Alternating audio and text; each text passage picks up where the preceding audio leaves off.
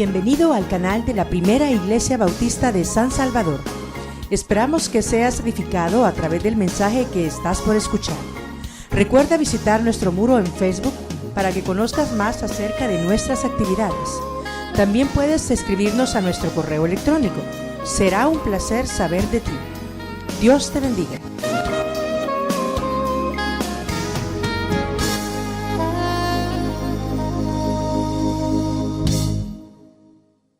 Mientras él les decía estas cosas, vino un hombre principal y se postró ante él, diciendo: Mi hija acaba de morir, mas ven y pon tu mano sobre ella y vivirá. Y se levantó Jesús y le siguió con sus discípulos.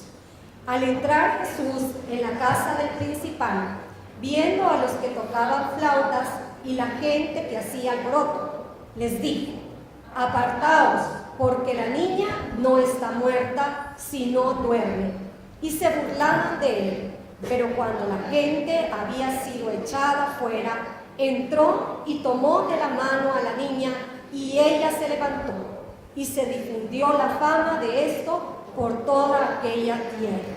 Hermanos, hermanas, el hecho innegable, nadie puede negar, nadie puede discutir sobre la muerte que nos ocurre a todos los seres humanos. El libro del Eclesiastés, uno de los libros calificados como de sabiduría, nos hace enfrentar la muerte, lo utiliza como un punto de comparación con todas nuestras aspiraciones que pueden ser la máxima aspiración en nuestra vida. Algunos buscan la belleza, otros buscan la riqueza, otros buscan los bienes materiales, otros buscan a lo largo de su vida los títulos académicos, cualquier aspiración que sea la máxima, tener poder, que puede ser social, económico, político, militar o eclesial. Cualquier aspiración que sea la máxima que tengamos en nuestra vida, la muerte termina con todas ellas, por máximas que sean. Así que la muerte representa, sin ninguna duda, la experiencia máxima de la vida humana.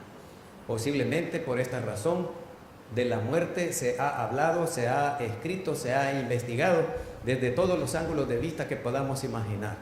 Por ejemplo, desde el punto de vista biológico, le ocurre a todos los seres vivos. Así que, hermanos, hermanas, no tenemos alternativa. Nosotros somos seres vivos. Un día vamos a exhalar el espíritu y vamos a conocer a nuestro Creador. Filosóficamente hablando, en un curso de un año, un catedrático en la Universidad Nacional Autónoma de México estuvo hablando sobre la muerte y al final les dijo lo que yo les voy a decir, porque no puedo predicar todo un año repitiendo lo que él dijo. Es un evento que ocurre en la vida, filosóficamente hablando. En Hebreos, antes de leer Hebreos, quiero decirles que el hecho de la muerte solo encuentra su significado máximo en la religión o en la fe. Y nosotros, desde el punto de vista cristiano, también tenemos que considerar el hecho de morir desde el punto de vista cristiano, que es la máxima significancia para todos nosotros acerca de la muerte. En Hebreos 9:27, y de la manera que está establecido para los hombres que mueran una sola vez, y después de esto, el juicio. Algunos creen que nosotros reencarnamos, es decir, que venimos reencarnando varias veces. Hay varias escuelas de pensamiento, no quiero detenerme mucho en esto, pero creen que uno reencarna. Los cristianos no creemos en la reencarnación, porque la Biblia no lo enseña. La Biblia menciona que la gente de la época de nuestro Señor y Salvador Jesucristo creía en la reencarnación. Por ejemplo, el rey Herodes, cuando mandó a llamar a nuestro Señor y Salvador Jesucristo, dijo: Este es Juan, al que yo decapité, por eso actúan en él estos poderes. Es decir, que el rey Herodes creía en la reencarnación. Cuando el Señor Jesús está crucificado en la cruz del Monte Calvario, y él dijo en arameo: Eloi, Eloi, lama sabactani, la gente que estaba escuchando de lejos creyó que él estaba diciendo: Elías, Elías. Entonces la gente dijo: esperemos a ver si viene Elías a rescatarlo probablemente de la muerte en la cruz. Cuando interroga a sus discípulos: ¿quién dice la gente que soy yo?, en una especie de crisis que le llaman los estudiosos de la Biblia la crisis Galilea, porque no había salido después de un año de predicar el evangelio de su provincia.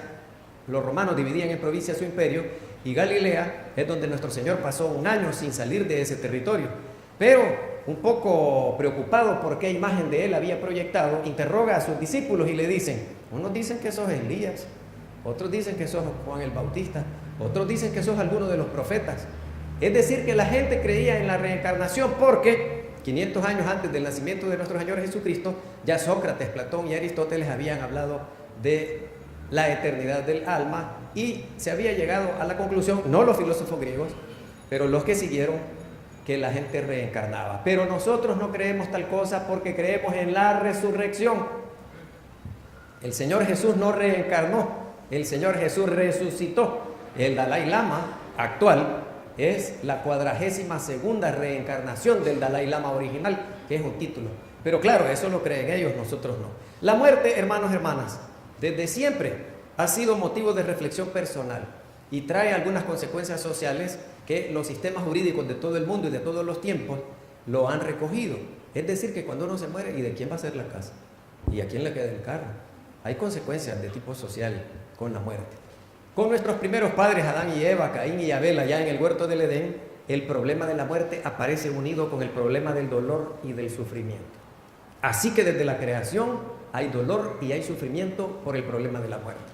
Este es, hermanos, hermanas, sin duda, el sentimiento más promovido por el hecho de morir, el del dolor. Y no puede expresarse de ninguna manera. Aquellos de ustedes que han perdido a un ser querido saben bien que no hay palabras. ¿Cómo puede describir algo que no es físico? Es un dolor en las emociones o en el intelecto. Es algo que solamente puede experimentarse. Y uno lo expresa a través del llanto o lo expresa con gritos. Yo conozco personas que se desmayan porque el dolor es tan fuerte que en su cerebro se le hace un cortocircuito mental. La corriente circulando a través de las neuronas no puede soportar aquel dolor intenso y la gente se desmaya. Pero la experiencia de morir es intransmisible. Simplemente nadie que murió puede decirnos qué se siente o qué pasa después que la persona exhaló el espíritu.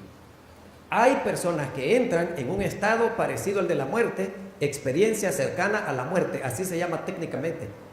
Y todos hablan de un túnel, de un puente, de un hoyo en el que cayeron y al final había una luz blanca, más blanca que lo blanco que conocemos.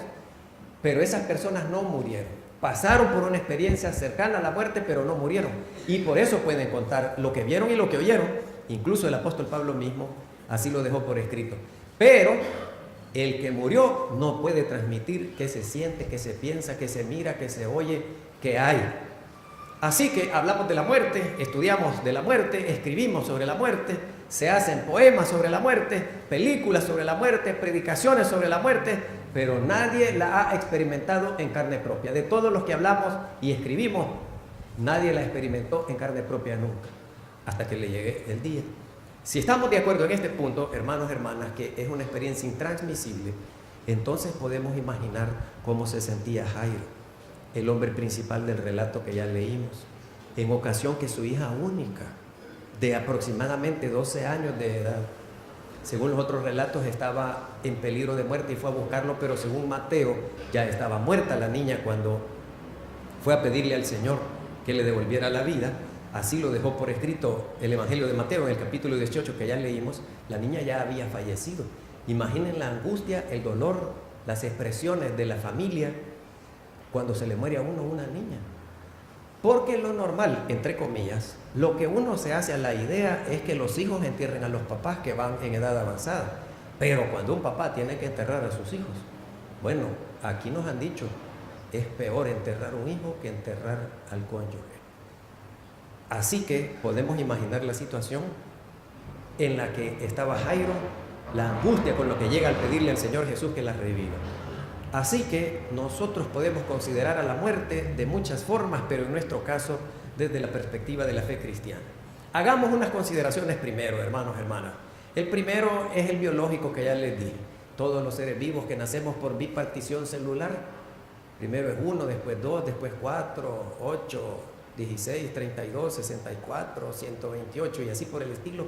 Todos los seres vivos biológicamente hablando se mueren. Mire que en el mundo entero se mueren 32 millones de niños por hambre. y uno ya no quiere comerse un poquito que le ha sobrado en el plato. Qué felices serían esos niños si tuvieran un plato de comida como el de nuestros hijos e hijas. Un habitante del desierto que fue becado a Francia, y allá una gotita de agua y un poquito de agua es un tesoro, más que el oro vale el agua en el desierto. Y el gran espanto de él cuando vio una fuente al salir del aeropuerto en Francia y vio cómo, dijo él, desperdician el agua. Aquí, dijo él, uno de aquellos tuareg que le dicen los hombres azules por el colorante que le aplican a las telas, que es de ese color. Así que nos envejecemos, nos reproducimos en algunos casos y nos morimos en todos los casos. Es un hecho categórico e indiscutible, sin excepción. El rico, el pobre, el gordo, el flaco, el alto, el bajo, el feo y el guapo, nos morimos todos. Recuerdo haber escuchado a nuestro hermano Juan Maravilla, levanten la mano los que conocieron al hermano Juan Maravilla, pastor bautista nuestro. En una predicación él dijo: la muerte es la más democrática de las instituciones, dijo, porque se lo lleva a todos, dijo, sin excepción alguna. De lo demás no me acuerdo, pero esa frase me caló profundo. Así que la vida es un proceso ininterrumpido hasta que fallezcamos. La tercera observación es que desde el punto de vista bíblico es la herencia que nos dejaron nuestros primeros padres, Adán y Eva, según Romanos 5:12, herencia que nadie puede rechazar. Por tanto, como el pecado entró en el mundo por un hombre y por el pecado la muerte, así la muerte pasó a todos los hombres por cuanto todos pecaron.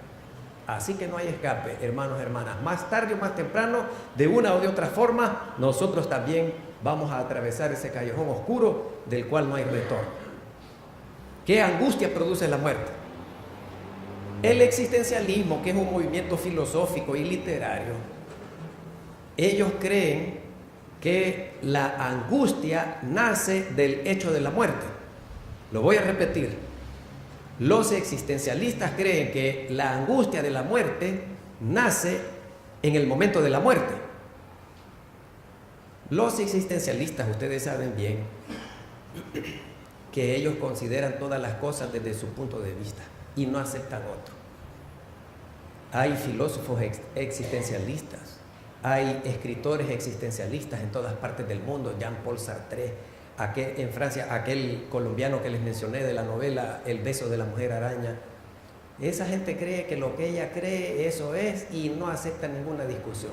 Su punto de vista es así, y si no te puedo convencer, no me importa, ni estoy interesado, las cosas así son, así han sido y así van a ser. Si alguno de ustedes tiene esa actitud, es existencialista también. Recuerden cuando estén discutiendo con su esposa o con sus hijos o sus compañeros de trabajo o los hermanos y hermanas de la iglesia. ¿Ve? Este es existencialista. Ahora bien, yo quiero contradecir que la angustia nace por la experiencia de la muerte. Eso es una contradicción. Por la razón que nadie ha experimentado la muerte y no puede decir que es angustioso ese momento. Como les dije antes, no es transmisible la experiencia de la muerte. Aquellos de ustedes que son doctores en medicina, enfermeras, o aquellos de ustedes que han visto fallecer a alguien, una persona que ha estado en un tratamiento por causa de una enfermedad por largo tiempo, ustedes no me dejan mentir que los pensamientos y los sentimientos de esas personas no son angustiosos, no son terroríficos. Aún en el caso de aquellos que han pasado largos meses en agonía, aún las personas que padecen del mal de Alzheimer o los que tienen algún otro trastorno en sus facultades psicológicas, y los que no han pasado por eso, la gente no experimenta ningún dolor por el hecho que va a morir, sino más bien hay cierto optimismo, hay cierta alegría, hay una mejoría de la muerte. Como yo tengo 57 años y he visto tanto caso, cuando la familia me dice, ya pidió de comer, ya está bien, entonces yo me preocupo porque digo, ya está, aquí es cosa de 3 días. Sí, 57 años, cuando yo tenía 5 se murió mi abuelita, la mamá de mi papá. Y yo me di cuenta que cuando la gente pide comida, se baña, se viste, la gente dice, ya se recuperó, ya. No, esa es como la carga de reserva que tiene una batería y se enciende para que uno le pida perdón a los demás y que se ponga en paz con todos. Y conozco a un montón de soberbios y de soberbias que aún con esa carga extra de reserva no lo hacen, ni a Dios le piden perdón tampoco. Vayan pensando en lo que estamos diciendo, hermanos, hermanas. Fíjense que las personas que padecen el mal de Alzheimer con esa energía de reserva recuperan el sentido. Los predicadores comienzan a predicar y lo que las personas hicieron en esos días previos antes de morir, la persona tiene una energía. Ustedes han conocido a un familiar de ustedes o algún vecino, compañero de estudio, de trabajo, hermano de la iglesia, que está en agonía y no se muere, y no se muere, y no se muere, pero media vez vino el familiar de otro país, la persona platica con él y se muere casi inmediatamente. Hay mamás que están angustiadas por un hijo, por una hija que no han visto en mucho tiempo, y ahí están en agonía, pero cuando llega la persona, la ven y platican, ahí se terminó la energía de reserva. Pero las personas no tienen angustia ni terror por el hecho que van a morir. Fíjense bien lo que voy a decir despacito. La angustia de estar frente a la muerte es más bien la angustia de estar frente a lo muerto, no a la muerte, sino a lo muerto, a lo que ya se murió. ¿Por qué se angustian ustedes cuando, siendo jóvenes los varones, una muchacha les dijo, ya no te quiero, no quiero relacionarme más con vos?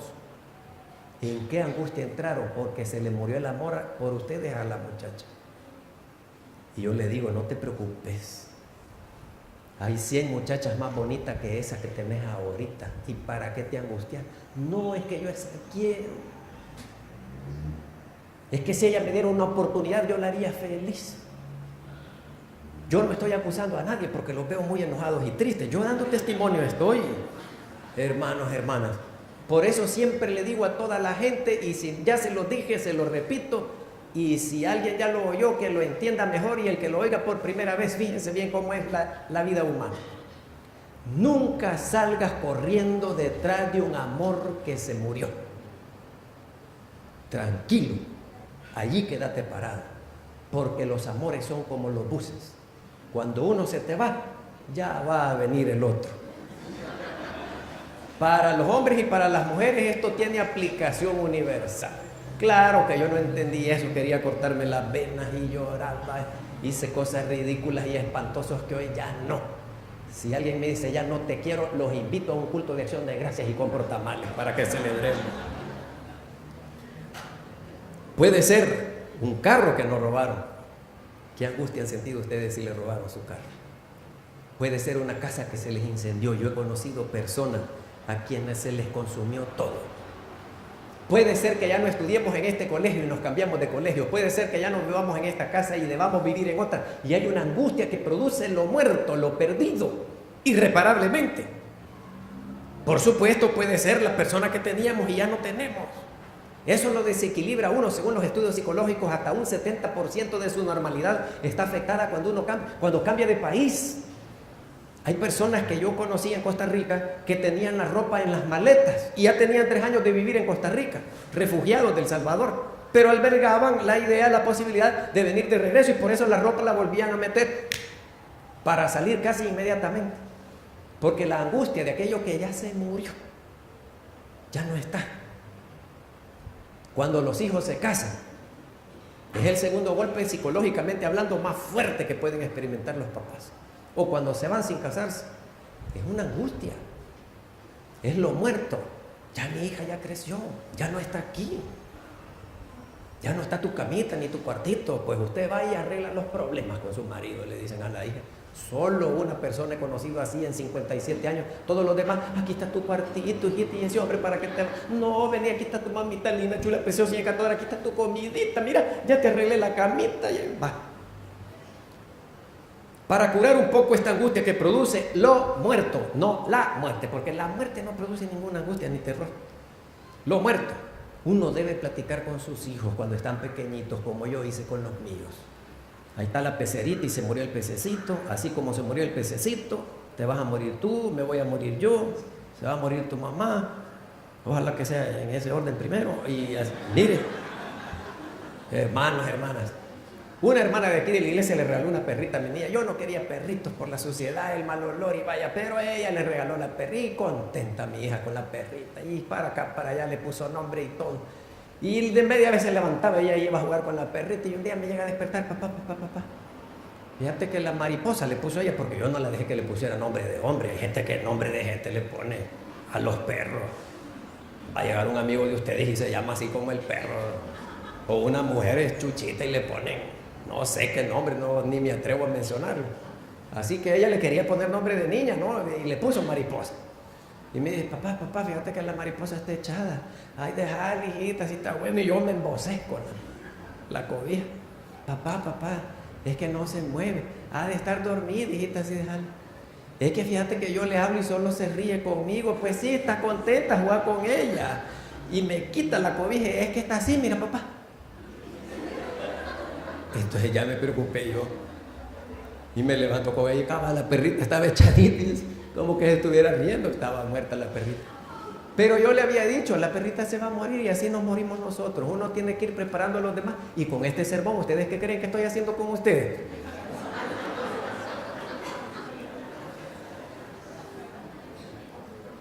Los psicólogos que están aquí presentes saben que nosotros tenemos el yo. Ahí les preguntan a ellos después. Hay una cosa en psicología que se llama el ello. El yo y el ello. Y hay otra cosa que se llama el super yo. Pero Luis Bernardo Sandoval Guzmán se inventó en psicología el qué sé yo. Así que en algún punto, en el qué sé yo del ser humano, lo que uno teme no es morir, no es la muerte, sino morirse uno. Eso es el temor. La propia disolución, el hecho que yo también me voy a morir y este hermano y esta hermana me lo recuerdan. Cada vez que ustedes van a un velorio, se recuerdan, cada vez que van a un entierro, yo también me voy a morir y más me vale estar preparado. Y la mejor forma de estar preparado no es haber comprado un puesto en el Parque Jardín donde lo van a enterrar. Bueno, eso está perfecto, pero la mejor es creer en Cristo como su Señor y Salvador, porque garantiza la vida eterna en su reino. Así como nos preparamos para todo, preparémonos también para el momento de la muerte. Porque hay unos que me dicen, mire, lo voy a llevar a conocer, pastor. Aquí voy a quedar yo, mire. Pero no han creído en Cristo como su Señor y Salvador. Están preparados para el entierro, pero no para el día del juicio y la vida eterna, que va a ser en el castigo y en la salvación. Así que uno quisiera no morirse nunca. Yo he conocido personas que dicen, no, pídale al Señor que me lleve ya, porque... Pero la mayoría no quiere morirse. La mayoría, aun cuando acepta que se va a morir, quisiera que le hicieran una estatua, una calle que lleve su nombre, un parque, un estadio, aunque sea una aulita de la escuela bíblica dominical aquí, pues si no tiene nombre, bautícenla con mi nombre.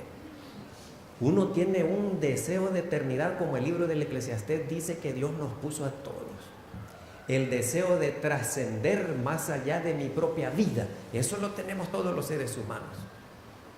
Si hay un sentimiento terrorífico respecto de la muerte, ha de buscarse en la preocupación que yo también me voy a morir. Les voy a presentar un argumento de esto que estoy diciendo. Desde la más remota antigüedad han tratado de embalsamar o momificar a la gente. Miren esas pirámides de Egipto, eran una tumba de un faraón, porque creía que volvería a la vida y que protegieran su tumba para que no la profanaran, porque iba a volver al mismo cuerpo. Los incas en Perú momificaban, los egipcios, los rusos con la momia de Ilich Vladimir Lenin, ahí la tienen como que se hubiera muerto ayer el Lenin. Es legítimo esto de retardar un poco el proceso de descomposición del difunto, porque impresiona negativamente menos en nuestro recuerdo. A la gente le gusta por alguna razón ir a ver cómo quedó el difunto, a mí no. A mí no. Yo prefiero recordar cómo era la vida, la persona cuando tenía vida. Y no lo va a ver, pastor. No, sí, ya voy ahorita, le digo yo, por no decirle, no, yo no hago eso. Y hay gente que vaya quienes quieren ver al muerto y hacen una gran fila. A la gente le gusta, le toman fotos y todo. Y por eso le visten sus mejores ropas. Yo he conocido personas que le compran estreno para que vaya la gente bien emperifollada con sus cositas así. Porque es la última imagen que nos quedará. ¿Qué dice la Biblia de todo esto, hermanos, hermanas? Ya deslegitimé que la muerte produzca terror o angustia. Ya les dije que es un hecho biológico que no podemos escapar. Es universal. Ya Adán y Eva nos lo heredaron bíblicamente. Ahora, ¿qué dice la Biblia? Que la vida no termina con la muerte. Es verdad que es un hecho irreversible, pero la vida no termina con el hecho de morir. Cambia a otro estado, a otra forma. Y este punto no lo puedo desarrollar por falta de tiempo. Pero desde que la muerte entró al escenario del mundo por causa de la desobediencia de nuestros primeros padres, todo el mundo quiere saber qué es lo que ocurre al otro lado. Las personas que han pasado por esas experiencias cercanas a la muerte, de la cual ya les hablé, cuentan. El apóstol Pablo también puso por escrito en la segunda carta a los Corintios. Y uno puede hacerse una idea aproximada de lo que ocurrirá, pero no con garantía total y absoluta. Pero cuando la persona fallece, hermanos, hermanas, ya no hay forma de comunicarnos con ella. El espiritismo se ha hecho popular en el mundo precisamente por esta idea que creen que aquellos ya son sabios, ya me pueden dar consejos, ya me pueden orientar, ya me pueden decir el número del billete premiado de la lotería y otras cosas. Un espíritu maligno se va a presentar, pero nunca a su familiar. Se los leo. Porque los que viven saben que han de morir, mas los muertos nada saben, ni tienen más paga, porque su memoria es puesta en el olvido. También su amor y su odio y su envidia fenecieron ya, ni tienen ya más parte en el siglo, en todo lo que se hace debajo del sol. Todo lo que te viniera a la mano para hacer, hazlo según tus fuerzas, porque en el sepulcro a donde vas no hay obra, ni industria, ni ciencia, ni sabiduría. Eclesiastés capítulo 9, versículos 5, 6 y 10. Los muertos están en la presencia de Dios. No andan vagando por el universo, como dicen unos, no reencarnan. Están gozando de la presencia de Dios, hayan sido buenos o malos. Después vendrá el juicio y allí se hará la bifurcación o el partimiento de los caminos. Unos van a la condenación y otros a la salvación, pero todos a la presencia de Dios. No hay purgatorio, no hay... Vaya. Eclesiastés capítulo 12, versículos 6 y 7. Antes que la cadena de plata se quiebre. Esta es una figura poética para hablar de la muerte. La cadena de plata se quebró, que tenía el cuerpo unido al soplo de vida. Antes que se rompa el cuenco de oro, que las personas andan en su depósito para las pastillas allí, puede ser de oro, pero algún día se te va a caer y ya te dormiste para siempre. Antes que el cántaro se quiebre junto a la fuente y la rueda sea rota sobre el pozo, y el polvo vuelva a la tierra como era, Génesis 1 y 2, y el espíritu, el soplo de vida que le daba vida al cuerpo, vuelva a Dios que lo dio. El soplo de vida, el ruaj en hebreo, neuma en griego, eso regresa derechito a la presencia de Dios. ¿A dónde están los seres queridos de ustedes que fallecieron? En la presencia de Dios. Hasta el día de la resurrección. Pero están inconscientes de lo que ocurre aquí en la tierra, no nos pueden mandar mensajes ni nosotros a ellos. La nube se consume y se va. Así el que desciende al sepulcro no subirá, ni tornará más a su casa, ni su lugar le conocerá más. Job 7, 9 y 10. Job 14, 12. Así el hombre yace y no vuelve a levantarse hasta que no haya cielo. No despertarán, mire, Job ya hablaba de la resurrección, ni se levantarán de su sueño hasta que ya no haya cielo, como la primera carta de Pedro también.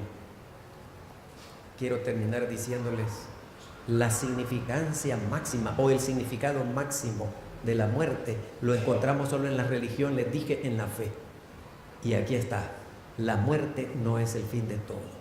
La despedida del ser querido que partió a la presencia de Dios no es definitiva, no es un adiós, es un hasta pronto, un hasta luego. Nos volveremos a ver. Isaías 26, mire cómo la Biblia ya desde el Antiguo Testamento hablaba de esto. Tus muertos vivirán, sus cadáveres resucitarán. Despertad y cantad, moradores del polvo, porque tu rocío es cual rocío de hortalizas, y la tierra dará sus muertos. Ya el profeta Isaías en el capítulo 26, versículo 19, hablaba de la esperanza gozosa de la resurrección. Evangelio de Juan capítulo 6, versículo 40, y esta es la voluntad del que me ha enviado, que todo aquel que ve al Hijo y cree, no crea una vez y para siempre, que cree en infinitivo permanentemente hasta que Dios lo llame a su presencia. Todo aquel que cree en Él tenga vida eterna, y yo le resucitaré en el día postrero. Y el pasaje de Tesalonicenses, que todos se lo saben, que los muertos en Cristo resucitarán primero, el cuerpo será incorruptible, es decir, no morirá nunca más. Es espiritual, es eterno y va a heredar la salvación o la condenación, como la primera carta a los Corintios capítulo 15, que todo el capítulo 15 habla de eso. La ciudadanía nuestra que esté en los cielos, hermanos, hermanas, aquí somos ciudadanos de un país o de otro país. Termino diciéndoles con Apocalipsis 21:8. Pero los cobardes e incrédulos, los abominables y homicidas, los fornicarios y hechiceros, los idólatras y todos los mentirosos tendrán su parte en el lago que arde con fuego y azufre, que es la muerte segunda. Hay una muerte física primera, pero hay una espiritual para distinguirla de la física, de la cual ya no hay escape. Y antes que llegue esa muerte segunda, nosotros debemos haber creído en Cristo como nuestro Señor y Salvador para tener derecho a la vida eterna y no pasar por esa muerte segunda, sino que la vida eterna la gocemos con Dios en su reino. Presten atención a lo que les voy a decir porque no quiero ser malinterpretado. No vamos a hablar con nuestro ser querido que murió. Con él no se puede, con ella no se puede. Ustedes van a hablar con ustedes mismos, pero van a decir las palabras en su mente que nunca le dijeron, por falta de tiempo, porque no hubo oportunidad, simplemente porque no pudieron. A mí me enseñó a leer mi abuelita, la mamá de mi papá, en el libro de Mantilla, y nunca le agradecí. Se murió cuando yo tenía 5 años y no le dije, gracias abuelita, porque me enseñaste a leer y me cambió la vida por la lectura. Con un chilillo de guayabo si no me aprendía la lección del libro de Mantilla, o con un alboroto cuando me la aprendía, pero aprendí a leer. Y mi abuelito, su esposo, nos crió a nosotros. Mi mamá, empleada doméstica en la colonia Escalón, la veíamos una vez al mes, y había vez que el día libre había fiesta porque era una sala de té, Rosalinda, donde estaba hoy un hotel ahí en la calle del Mirador, y no salía y la veíamos hasta 2 meses. ¿Quién nos crió a nosotros 6? Mi abuelito, el papá de mi papá, y nunca le agradecí. Se murió cuando yo tenía 17 años, 19 creo. No van a hablar con ellos, van a hablar con ustedes mismos. En actitud de oración, díganle lo que nunca dijeron. Gracias, Señor, porque nos has permitido examinar con brevedad y ligereza que dice tu palabra sobre el Día de los Difuntos. Es una fiesta cultural aquí en nuestro país, más que un hecho religioso o un acto que sea pecaminoso. Es la oportunidad de reencontrarse con los vivos y fortalecer los lazos familiares o los lazos de amistad, de compañerismo, de fraternidad. Algún amigo nuestro que falleció y no pudimos decirle unas palabras. Seres queridos nuestros que partieron a tu presencia, no hubo oportunidad de decirle algo que se nos olvidó, pero que ahora nosotros nos lo decimos a nosotros mismos, porque hubiéramos querido decírselos a ellos, pero no tuvimos oportunidad. Pero no nos vamos desconsolados, sino consolados, fortalecidos, porque habrá tiempo para decírselos, habrá oportunidad para decírselos. Cuando resucitemos y nos veamos unos a otros, y después de esto vendrá el juicio, irán unos a la condenación y otros a la salvación, pero nosotros queremos ir a la salvación eterna. Ayúdanos a predicar el Evangelio a nuestros familiares antes que pensar en ir a la India, a Arabia. Sí, nuestra misma familia que vive con nosotros, o los vecinos que solo tenemos que atravesar la calle para predicarles, los compañeros de estudio, de trabajo que por cobardía no les hablamos de Cristo. Fortalécenos en el Espíritu Santo, porque quisiéramos que ellos también gozaran con nosotros la vida eterna en tu reino. Si no, te damos gracias, Señor, porque más allá de la mano alzada, la vida convertida es lo que quieres, conforme a tu voluntad. Gracias por la fe que nos has regalado y la salvación tan grande que nos has regalado, por tu gracia, por tu amor y por tu misericordia. En el nombre de Cristo Jesús nuestro Señor. Amén.